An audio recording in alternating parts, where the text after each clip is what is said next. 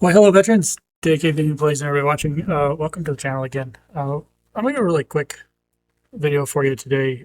Again, we're quite busy. We're seeing a lot of errors, unfortunately, from you coming in, and it's keeping us definitely on our toes. So I still want to get some information out. I still want to do the education. I still want to make a process smoother. So we definitely got to take that moment, no matter how busy we get, to talk about something here. Hey, as always, I'm your friendly VA credit attorney, Matt Lang. We're going to do this from my office, just really quick here. You can see the traffic kind of in the blinds here in the background as they go by on the highway here. But don't get too distracted. Anyhow, hey, here's what I want to do just really quick. There's things that I think we need to keep in mind just on the veteran side when it comes to VA files and claims and different parts of the file. Now, we've talked about service connection and the different theories and the foundations of it all and so forth. And I know we've talked about the dependency pieces of it all as well. So just to recap really quick, veterans, when you reach a level of service connection at 30% or higher, the VA will pay an additional monetary amount for your spouses, your minor children, your school age children, your capacity children that were incapacitated before the age of 18, also known as helpless children, and even for dependent parents. But there's one thing that I think we really forget, veterans and just those that are related to or married to those veterans, is sometimes life changes things. Certain things happen, whether that be a divorce, children age out, children drop out of school, something changes a relationship. Uh, when this happens, one thing that I want to throw out there, just as an educational perspective, is we've got to remember to notify the VA of those changes.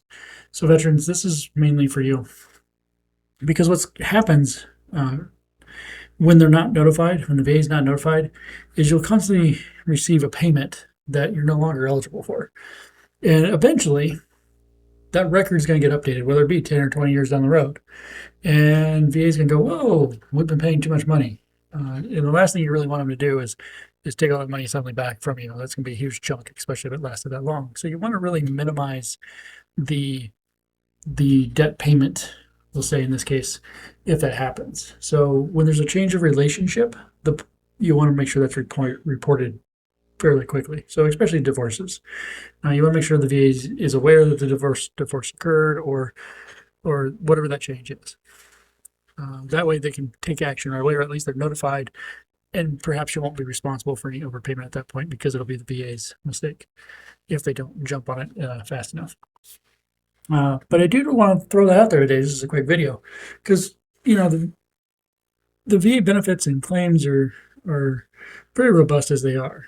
And I think it's easy to forget to make changes to the record or report changes.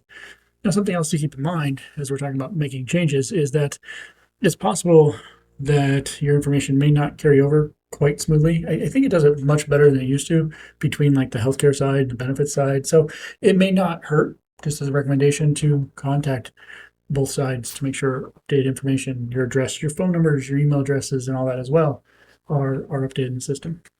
So that's really my quick video for today, and really the point of today is plan for the future. Make sure things are updated. Make sure the VA is aware of those relationship changes, those phone number changes, and so forth. You want to make sure there's no reason for the VA in your record to try to take money back from your veterans. Now, I would also say this could apply to those who are watching or listening that are not veterans, or maybe that are the children to the veteran or the spouse to a veteran. So especially the current spouses. If for some reason the relationship changes, there is a divorce, for example, you may not want to rely on the veteran making that decision and reporting that information. You can report that too to the VA. And I say this because there are veterans out there that may forget. Their condition may hinder them and prevent them from even thinking about doing as such and reporting that information. And if they're on that award for too long, and maybe something happens to them, well, then you may end up as a ex-spouse receiving money that you shouldn't receive. So you just want to make sure the record's correct. Just make sure it's correct. So that's my quick public announcement for you today, veterans. I don't have a lengthy video for a talk today. I'll do better at that next week for you. But we just want to make sure that that information's out there so that you're not hurting yourself in the process or losing any money that you shouldn't be losing. So thank you for your attention today. Hey, we'll see you next Tuesday. Have a terrific and tremendous Tuesday.